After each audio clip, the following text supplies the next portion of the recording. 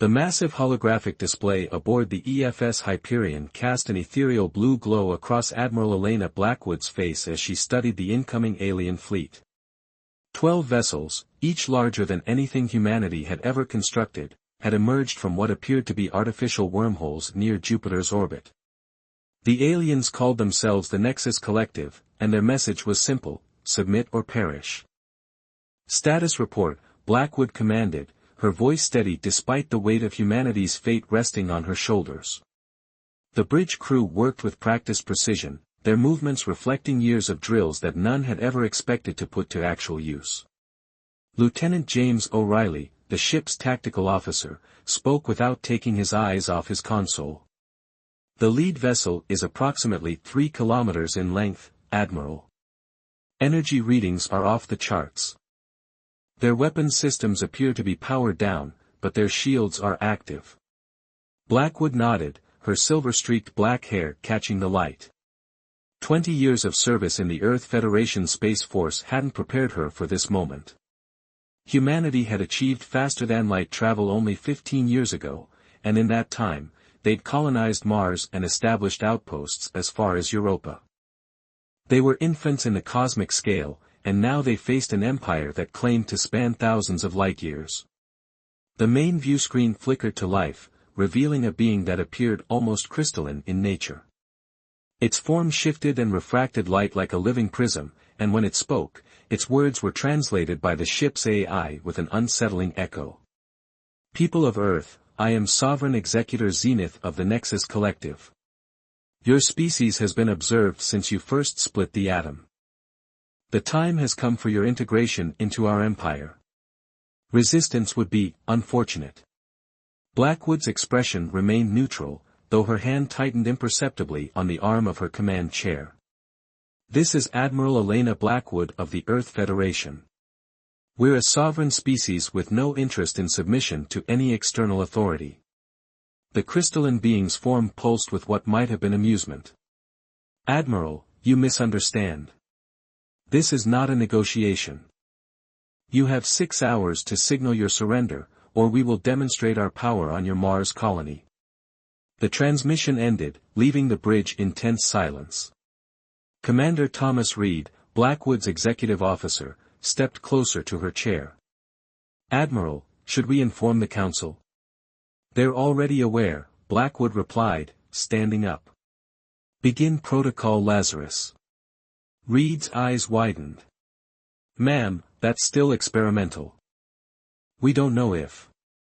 What we know, Commander, is that we're facing an enemy with technology centuries ahead of our own.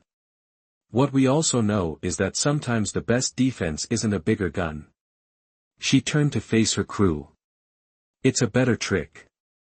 Deep beneath the lunar surface, in a facility known only to a handful of people, Dr. Rashid Karim received the authorization code he'd hoped would never come. His life's work, Project Lazarus, was about to be put to the test. The project had begun 3 years ago when a routine mining operation on Mars uncovered something impossible, a quantum computer of alien origin, estimated to be over 1 million years old. Dr. Karim and his team had spent years studying it, learning its secrets, and developing something unprecedented in human history. Begin calibration sequence, Karim ordered, his fingers flying over holographic controls. Around him, dozens of scientists and engineers moved with urgent purpose. Activate the quantum mesh. Across the solar system, thousands of seemingly innocent communication satellites began to pulse with hidden energy. Each contained a piece of technology reverse-engineered from the Mars discovery, technology that could manipulate the very fabric of spacetime.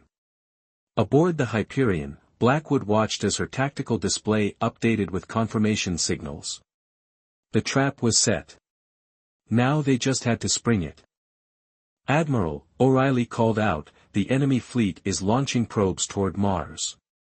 They appear to be weapons platforms. Blackwood's voice was ice. Let them come. She opened a channel to the Nexus flagship. Sovereign Executor, I have a message from Earth. The crystalline being appeared again, its form rippling with barely contained power.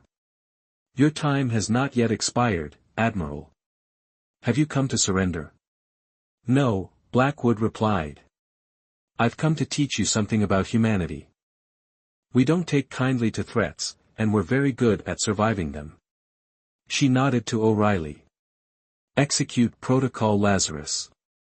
The quantum mesh activated simultaneously, creating a web of distorted spacetime around the Nexus fleet.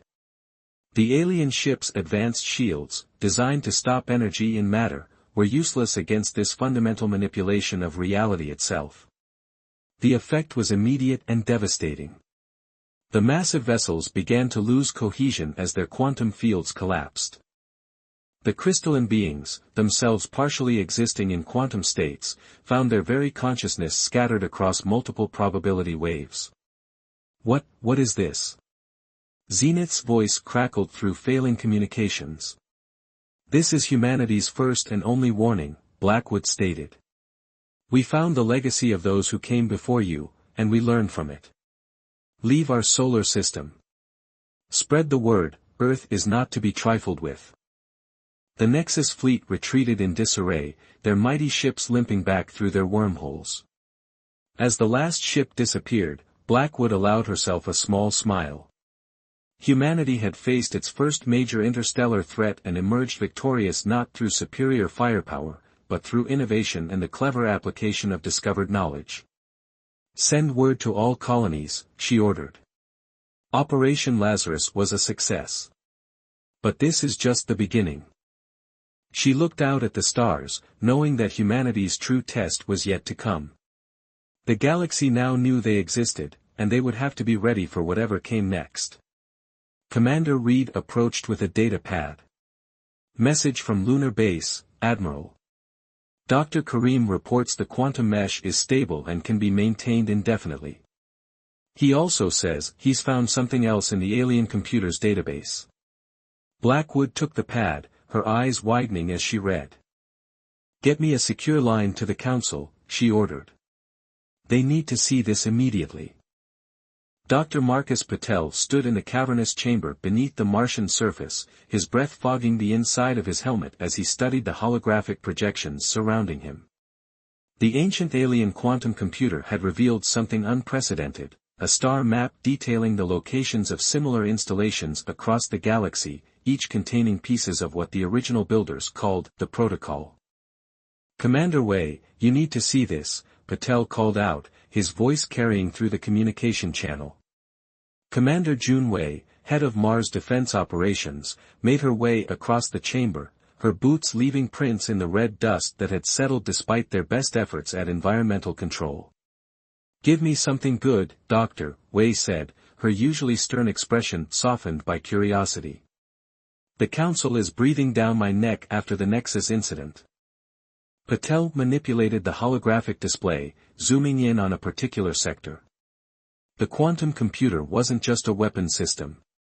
It was a key, part of a vast network created by a species that called themselves the Architects. They built these installations as a safeguard against exactly the kind of empire the Nexus Collective represents. Above them, through miles of Martian rock, the Earth Federation's newest defense platform maintained its vigilant watch. The quantum mesh that had repelled the Nexus fleet was only the beginning of what the Architect's technology could do. Director Harrison, this is Commander Wei, she spoke into her comm unit. Implement Security Protocol Echo 9. What we're about to discuss doesn't leave this room. A new hologram materialized, showing the aged but sharp features of Global Defense Director Evelyn Harrison. Her image flickered slightly, a reminder that even with quantum entanglement communication, the distance between Earth and Mars created subtle delays. Report, Harrison commanded, her eyes scanning the data streams now flowing across her view. Patel stepped forward. Director, we've confirmed that the Architects were engaged in a galaxy-wide project to prevent any single species from achieving absolute dominion. The quantum mesh technology we used against the Nexus fleet. It's just a basic application of their principles. He gestured, and the holographic display expanded to show a complex network of interconnected points. These are other installations, each containing different pieces of their legacy. But here's the crucial part, they left these tools specifically for younger species to find. Species like us. Harrison's image leaned forward. You're saying this was intentional? They wanted us to find this? Yes, Wei confirmed, but only after we'd achieved certain technological benchmarks. The facility didn't activate until after we'd independently developed FTL travel. It was waiting for us to be ready. The Nexus Collective knows this, Patel added. That's why they tried to subjugate us before we could fully understand what we'd found. They're not just an empire, they're what the architects were trying to prevent. A species that uses technological superiority to dominate others. Harrison's expression hardened. How many other installations can we access? 3 are within our current reach, Wei replied. The nearest is in the Tau Ceti system. We've already begun preparing an expedition. Not so fast, Harrison cautioned. The Nexus fleet may have retreated, but they'll be back. And this time, they'll be prepared for the quantum mesh. Patel brought up another display, this one showing complex mathematical equations. That's just it, Director. The mesh was a warning shot. The full protocol, it's something else entirely. The architects didn't just leave us weapons, they left us understanding. Each installation contains knowledge about fundamental aspects of reality we haven't even theorized yet. In orbit above Mars, the EFS Hyperion maintained its patrol. Admiral Blackwood's voice joined the conversation. Director, with your permission, I'd like to lead the expedition to Tau Ceti personally. If Dr. Patel is right, we need to secure these installations before the Nexus Collective recovers. Harrison considered for a moment. Granted. But Admiral, this goes beyond just defending Earth now. We're talking about a responsibility to ensure this knowledge doesn't fall into the wrong hands. There's more, Patel interjected. The data suggests the architects didn't just disappear. They transcended. The protocol isn't just about defense, it's about evolution. They left breadcrumbs for species they deemed worthy to follow their path. Wei's eyes widened behind her helmet visor. You're saying this could change everything we know about human potential? I'm saying it already has, Patel replied. The quantum mesh didn't just disrupt their ships. It showed us that reality itself is more mutable than we imagined. The architects learned to transcend physical form altogether. And they left instructions for how to follow them. Harrison's hologram flickered as she processed this information. How long until the expedition can be ready? 3 weeks, Blackwood responded. We'll need to modify the Hyperion's quantum sensors based on Dr. Patel's findings. Make it 2, Harrison ordered. I'll inform the Council. Commander Wei, you'll coordinate defense of the Mars facility. Dr. Patel, I want you on the Hyperion. If we find more installations, we'll need your expertise. As the meeting concluded, Patel remained in the chamber, studying the ancient machines that had waited so long to be found. Humanity had taken its first steps into a larger universe, but the path ahead was fraught with danger. The Nexus Collective wouldn't be the only power that wanted to stop them from claiming their inheritance. Commander Wei joined him, her expression thoughtful. Do you ever wonder if we're ready for this? The architect's technology, the responsibility they left us? Patel smiled behind his helmet. Ready or not, it's ours now. And I'd rather humanity face these challenges than let someone like the Collective shape the galaxy's future. Above them, the quantum mesh hummed silently, protecting Mars and its secrets. In 2 weeks, the Hyperion would depart for Tau Ceti, carrying humanity's hopes and dreams among the stars. The protocol had awakened, and with it, the next chapter in human evolution was about to begin. Fleet Admiral Viktor Petrov stood at the tactical display aboard the EFS Hyperion, watching as the last pieces of humanity's greatest gambit fell into place. The massive starship, now enhanced with reverse-engineered architect technology, led a fleet of 7 vessels toward the Tau Ceti system. Each ship carried a piece of the quantum mesh network, ready to deploy at a moment's notice. Final diagnostics complete, Dr. Marcus Patel announced from his newly installed research station. The quantum harmonics are stable. We're as ready as we'll ever be. Petrov nodded, his weathered face reflecting decades of military experience.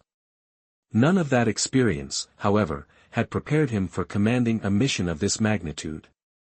The fate of humanity might well depend on what they found at Tau Ceti, and whether they could reach it before the Nexus Collective returned in force. Lieutenant Roman, Petrov called out to his navigation officer, status of the quantum wake. Aisha Roman's fingers danced across her holographic controls.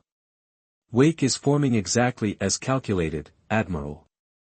The architect's equations are pure poetry, we're seeing a 300% increase in FTL efficiency. The quantum wake was their first major breakthrough from studying the Mars installation. By manipulating spacetime at a quantum level, they could create a slipstream that allowed for faster-than-light travel without the massive energy expenditure of traditional drives. It was just a glimpse of what the architect's technology could offer. A proximity alert chimed, and Tactical Officer Commander Nikolai Volkov straightened at his station. Admiral, long-range sensors detecting quantum disturbances. Pattern matches Nexus signatures. They're earlier than we expected, Petrov muttered. Time to intercept. At their current velocity, they'll reach Earth in 72 hours. Their fleet. Volkov paused, double-checking his readings. Their fleet is 3 times the size of the first invasion force. Dr. Patel moved to Petrov's side, tablet in hand. Admiral, if I may. The quantum signatures suggest they've modified their ships. They're trying to counter the mesh technology. Petrov's expression remained stoic, but his eyes betrayed concern. Can they? Not exactly, Patel replied, bringing up a complex diagram. They're attempting to create their own quantum fields to neutralize ours. But they're working from observation, not understanding. It's like trying to copy a language by memorizing sounds without knowing their meaning. How long to Tau Ceti? 48 hours at current velocity, Roman reported. We could push it to 36, but it would mean redlining the quantum wake. Petrov opened a secure channel to Earth Command. Director Harrison's hologram appeared immediately, suggesting she'd been waiting for their call.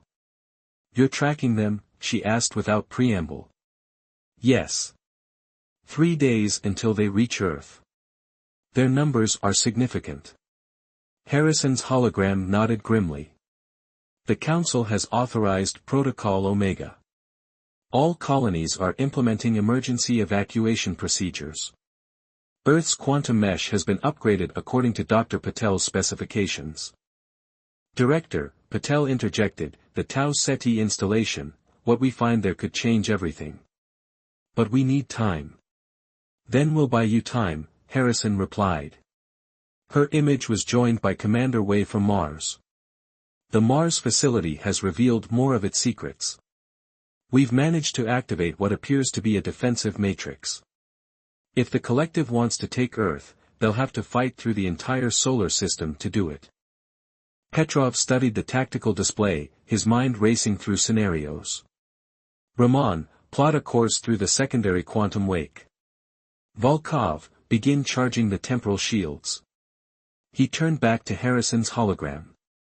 Director, recommend all Earth forces maintain defensive positions only. Let them think we're scared, that we're just trying to survive. Harrison raised an eyebrow. A feint? The collective believes they understand our capabilities now. Let's not disabuse them of that notion until we have to. Petrov's lips curved in a slight smile. Meanwhile, we'll see what other surprises the architects left for us. The next 36 hours were a blur of activity. The Hyperion and its escort fleet pushed their quantum wake to its limit, while back in the solar system, humanity prepared for war. The collective's massive fleet approached with the confidence of a force that believed it had solved its opponent's single trick. They had no idea what was coming. In the Tau Ceti system, the Hyperion emerged from its quantum wake near the coordinates specified in the Mars database. Before them hung a massive structure, clearly of architect origin, its surface covered in the same crystalline patterns they'd found in the Mars facility. Life support systems online, Patel reported, barely containing his excitement. The installation is active, and it's expecting us. Petrov turned to his crew. Begin docking procedures. Dar. Patel, you'll lead the first team inside. Find us something we can use, and quickly. Earth may not have 3 days. As the Hyperion maneuvered toward the ancient structure, automated systems began to activate. Patterns of light danced across the installation's surface, forming complex geometric shapes that seemed to fold in on themselves impossibly. Admiral, Patel called out, his voice tight with sudden urgency. These readings. The installation isn't just a weapons platform or research facility. It's a node in a galaxy-wide network. When we dock, we'll be connecting Earth to capabilities the architects left scattered across thousands of light-years. Can the collective access this network? No, Patel said with certainty. The Mars facility didn't just test our technological advancement, it tested our intentions. The architects built safeguards against exactly the kind of aggressive expansion the collective represents. Petrov watched as the docking sequence began, the ancient structure reaching out with tendrils of pure energy to guide them in. Then let's hope we prove worthy of their trust. Because in 3 days, humanity faces its greatest test. And failure isn't an option. The Hyperion's crew worked with practiced efficiency, but there was an underlying tension in every movement. They all knew that somewhere across the vast gulf of space, the largest hostile fleet humanity had ever encountered was bearing down on their homeworld. Whatever they found in this installation had to be worth the risk of leaving Earth's defense in others' hands. As the final docking clamps engaged, Patel's console erupted with new data. His eyes widened as he processed what he was seeing. Admiral, he breathed, I think I know why the architects chose us. And why the collective fears us so much. Petrov turned to him. Explain. The architects weren't looking for perfect beings to inherit their legacy. They were looking for species that understood something fundamental about existence. Patel looked up, his eyes shining with revelation. They were looking for species that knew how to fail, learn, and try again. Species that evolved through adversity rather than dominance. And that's us. That's humanity in a nutshell, isn't it? We've never been the strongest or the fastest. But we've always been the ones who get back up. The ones who learn from our mistakes. Patel gestured at the data streaming across his screen. The collective builds empires. We build possibilities. Petrov allowed himself a small smile.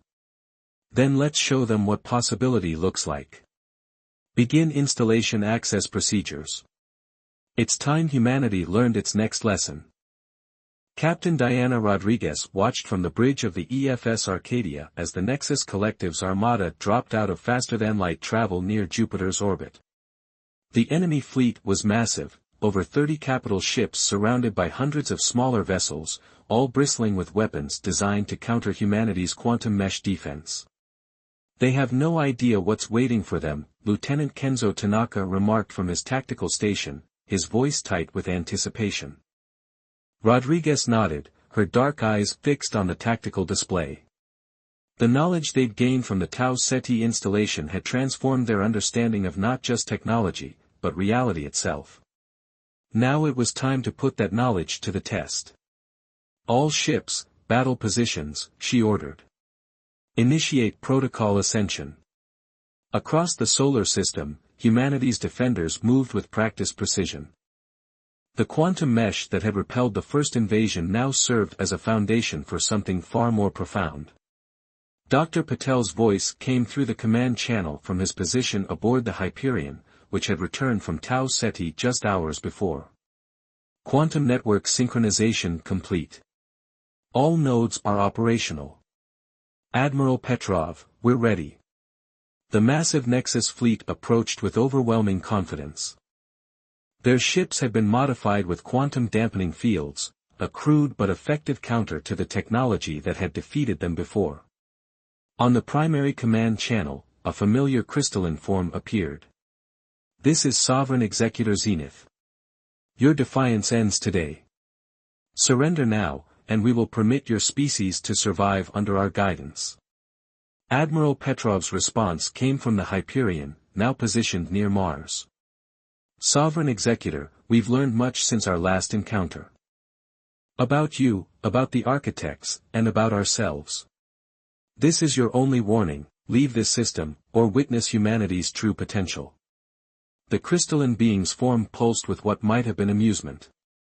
"Your species has existed for a mere instant. You cannot hope to." "Now," Petrov commanded. Rodriguez gave the signal, and across the solar system, humanity's transformed defense grid activated. But this was no mere weapon, it was the key to understanding what the architects had really been preparing them for. The quantum mesh shifted, not just disrupting the enemy's systems but fundamentally altering the fabric of spacetime around their fleet. The architects' network wasn't a weapon at all, it was a tool for transcending the very limitations of physical existence. By the void, Zenith's voice crackled as his ship's sensors registered what was happening. "This is impossible. You cannot have mastered."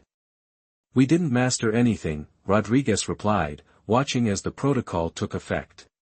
"We simply learned to see what was always possible." The space around the Nexus fleet began to shimmer with impossible colors as quantum fields intersected and reality itself seemed to fold. The architect's legacy wasn't about fighting or dominance, it was about evolution. They had seeded the galaxy with the tools for worthy species to follow their path to transcendence. Dar.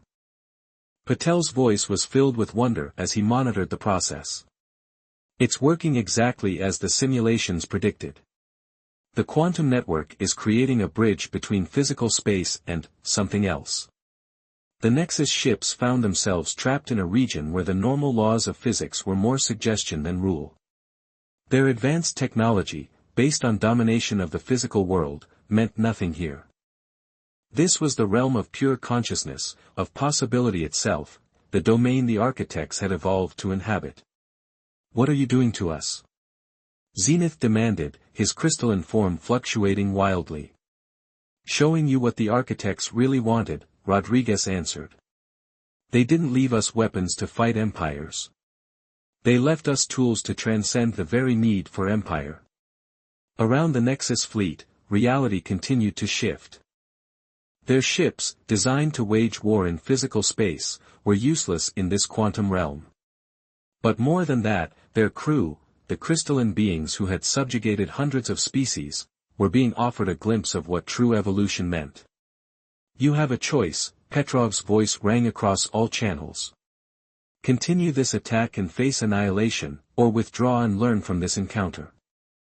The architects chose humanity not because we were perfect, but because we understand something you forgot: true power isn't about control, it's about growth." Hours later, as the last Nexus ship retreated through their quantum corridors, humanity's leaders gathered to discuss what had transpired. The holographic conference included representatives from every human colony and settlement. Director Harrison spoke first. "The architects' network is fully operational. We've confirmed similar installations activating across the galaxy, all accessible to humanity now. But what do we do with this power?" Commander Wei asked from Mars. "We could establish our own empire, ensure no one ever threatens Earth again." Rodriguez shook her head. "That's exactly what the architects were trying to prevent. They didn't want to replace one empire with another. They wanted to break the cycle entirely." Dr. Patel brought up a display showing the full network of installations. "These facilities aren't just defense systems or technological archives. They're guideposts, showing us how to evolve beyond the physical limitations that drive species to conflict. The architects transcended traditional existence, and they left us the roadmap to follow them." "And the Nexus Collective?" Petrov asked. "They'll be back," Rodriguez said with certainty. "But not as conquerors. What they saw today shook their understanding of reality. They'll want to learn, to understand. And maybe that was the point all along. Harrison nodded slowly. So we become teachers instead of warriors. Guides instead of guardians. We become what we were always meant to be, Patel concluded. Explorers of not just space, but of possibility itself. The architects chose humanity because we never stop asking, what if? They gave us the tools not to rule the galaxy, but to help it grow. As the conference concluded, Rodriguez returned to the Arcadia's bridge. Through the view screen, Earth shone like a jewel against the black velvet of space. Humanity had faced its greatest challenge and emerged not just victorious, but transformed.